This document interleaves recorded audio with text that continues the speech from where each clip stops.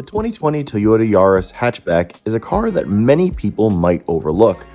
But for under $20,000, this car is a shockingly good value. What's up, guys? My name is Gregson, and thank you so much for tuning in to Shifting Lanes. You join me today in the 2020 Toyota Yaris XLE Hatchback. And it is small. I'm not a very big person. I'm 5'6", and you can probably see by the camera angle that there's not a ton of room in here. However, I don't think that that is a detriment to this car at all. So stay tuned to the end of the video where I give you my opinions, my likes and dislikes, and throughout the video I'm going to tell you about the technical specs and all about this car so that you can be more informed when you go to the dealer to purchase. Now, as I said, this is a 2020 Toyota Yaris XLE. It is a hatchback. They do make a sedan version of this, but this is the hatchback. It's very diminutive. The dimensions are very small. It has a 101.2 inch wheelbase, 16 cubic feet of cargo space, which is 3 cubes more than the sedan. Toyota offers 2 trim levels of the Yaris hatchback, the LE and the XLE.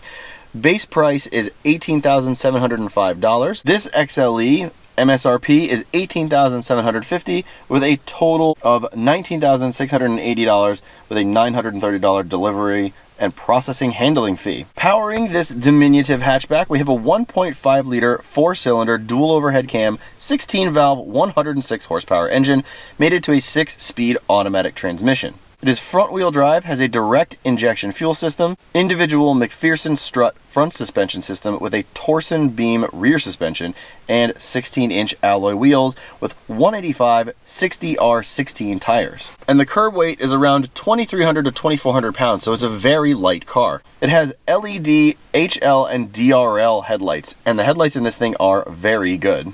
It has rain-sensing windshield wipers. It has a leatherette interior with a leather steering wheel. A leather steering wheel in a sub-$20,000 car is unheard of, and that's very cool for this car. It has a 6-way adjustable driver's seat, 7-inch color screen, touch display, and Apple CarPlay and Android Auto compatible. It has automatic climate control and a 60/40 split rear folding seat. All in all, you get a lot for your money in this car, quite frankly. Cars of yesteryear that were this small, basically you got nothing. Even as far back as only a couple of years ago, maybe 4 or 5 years ago, you didn't even get a nav screen, you didn't get anything in these cars that would be considered luxurious in any sort of way. However, if there's a leatherette seat and interior package in here. The steering wheel is leather. Everything is soft touch. It's quite nice, actually, and I'm a big fan of it. It has contrast stitching. There's contrast stitching in its sub $20,000 car. Big applause to Toyota for that. The interior is actually quite a nice place to be. For even it being very small, it's not really a difficult place to live. The seats themselves are comfortable. Maybe I wouldn't want to take them on a crazy long road trip. They're bolstered quite nicely, but they're not sport seats. They don't have like sport bolstering or anything, and they're not ultra luxurious plush seats either. They're a good average car seat, and I think they fit this car quite well. The infotainment system really surprised me in this car.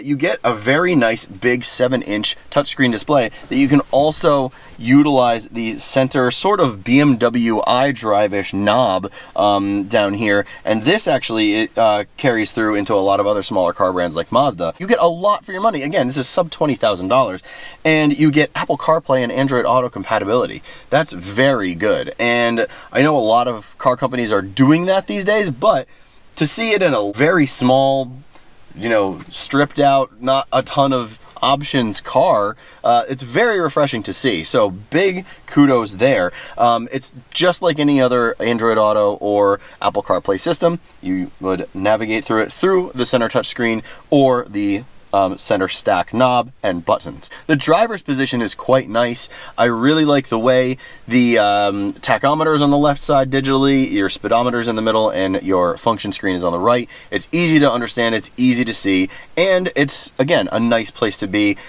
And I think the driving position is very, very good. Whether you're an enthusiast or just a regular commuter, you're not going to have any problems seeing out of this thing. The visibility is great. I'm a big fan of the driving position in this car.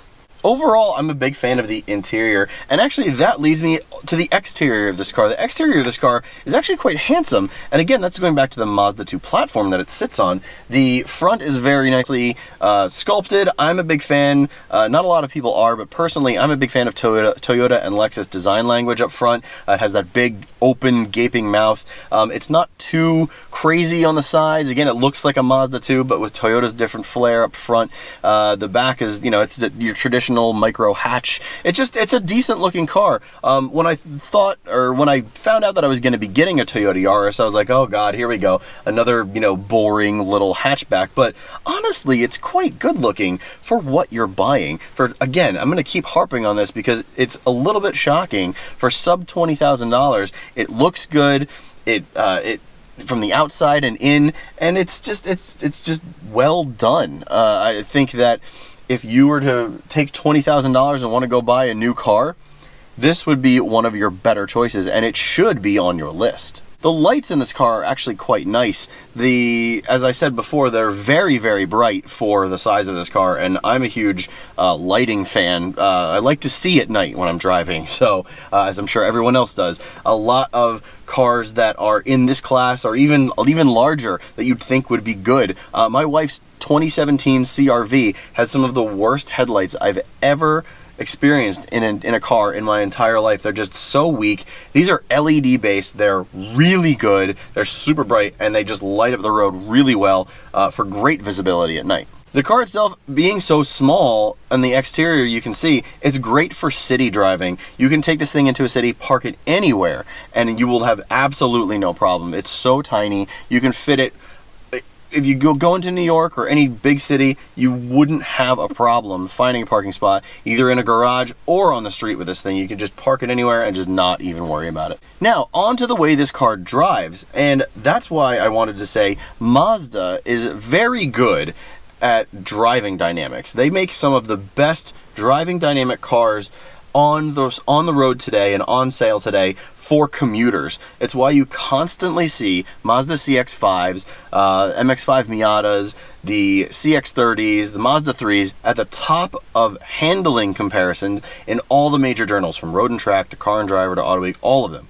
Because Mazda has dialed in their driving dynamics of their cars so well that for commuter cars, they feel a lot sportier than they rightfully should. Now, does that mean this is a sports car? You have a harsh ride? Absolutely not. The chassis dynamics are just very, very good. So when you test drive this versus even, say a Honda Fit or, a Toyota Prius or anything like that, this is going to feel a lot more tight and nailed to the road as opposed to any of the other competitors because of the Mazda underpinnings. And I'm a big fan of Mazda as far as that's concerned. I've driven a lot of different Mazdas over the years, and I'm a huge fan of how those cars drive. You should be too, because they drive very, very well. And again, it doesn't decrease ride quality at all. So shockingly, this car is extremely fun to toss around a back road. And it being so light, even though it has very narrow tires, it holds the road well. It's very fun to kind of just chuck around turns. And if you want to have a spirited drive, you absolutely can. And it will be a decent experience as opposed to a very normal, boring one that you would get in, I don't know, a big floaty sedan. And on the topic of driving dynamics, there's a sport button in here. There's a sport button in a sub $20,000 car. Again, I'm just shocked at all of this because you never got this 5 years ago. I'm 35 years old and I've been driving for, oh God, almost 20 years now since I got my permit when I was 16. And my first car was a Ford Taurus. It was a 98 Ford Taurus and it had nothing. It had absolutely nothing. And that car was, God, when it was new, I think it was $25,000 to $30,000 back in the late 90s. And that had nothing. And now you get a sport button. It doesn't really do that much. It sharpens up a couple of things. I think it weights up the steering or gives you a little bit better throttle response or shift, patterning. But it's not a lot. It's not a, crazy sport. You're not turning this thing into a rally car for any stretch of the imagination. But the sport button does do a nice, reasonable facsimile of a sporty experience, but the real sport in this car comes from the transmission. When you get it into the plus and minus, the sort of Tiptronic touch transmission. It's not crazy responsive, but I'll tell you, first, second, and third gear on a back road is very fun. The downshifts are really, really quick. I was surprised about that. Upshifts are a little lazy, but I mean, you're getting a 6-speed transmission. It's not a manual. Manual transmissions are just more engaging. Autos are better for daily driving. This is a commuter car, so I get that. Another huge plus about this car is that it gets amazing MPG. You hear all of these elevated figures from car companies about, 50, 60, 70 MPG, but this is just a little 1.5 liter with no hybrid system on it at all, and you get 40 MPG on the highway. That is amazing gas mileage, and 32 in the city, which is about the same highway mileage as most sedans, which is crazy to think. So you're getting a fun little sporty hatchback, but also a very efficient car if you do take this on long road trips, or you need it for city living and you're not doing a ton of driving. A tank of gas will last you a very, very long time. And the great part about this is an 80-degree day. I'm sitting in here sweating, but I know it's going to cool down very quickly in here because it's a very small cabin. It only has, 3 big air vents and 1 really tiny hidden one here, which actually I think is a quite nice design feature. But because the cabin is so small, it's going to cool down quickly, and in the winter, it's going to heat up quickly. So that is a really nice thing about having a small car, is you get to cool down or heat up as quickly as you humanly can, as opposed to larger cars that sometimes do take a little bit longer to get to your optimal temperature. The big question is, at the end of the day, do I recommend this, the 2020 Toyota Yaris XLE? If you're in the market and you have 20 grand and you have to have a new car and you have to have a micro hatchback or a smaller car, I would look into this. I do recommend it. It's a nice place to be. I've been driving around in it and it handles quite nicely. I'm a big fan of just this car overall. I was very surprised as to how good it actually was. Again, I'm not really a micro car fan, and if I had $20,000, I would go out and buy a used sports car of some kind. However, if I was living in the city or if I was using this as my daily commuter, 100% this would be in my top 5, if not my top 3, because it's just a good car. And again, it's a Toyota, so you're likely going to get the legendary Toyota reliability with that as well. That will do it for today's review. Thank you so much for joining me. If you want to check out any of our other reviews, you can go to our YouTube channel and click on the Drives and Reviews playlist, where we do all of our drives and reviews. If you want to follow us on social media, it is at Shifting Lanes on Instagram and /Shifting Lanes on Facebook. Thank you for watching. I hope this video was informative to you. My name is Gregson, and I will catch you next time. See ya.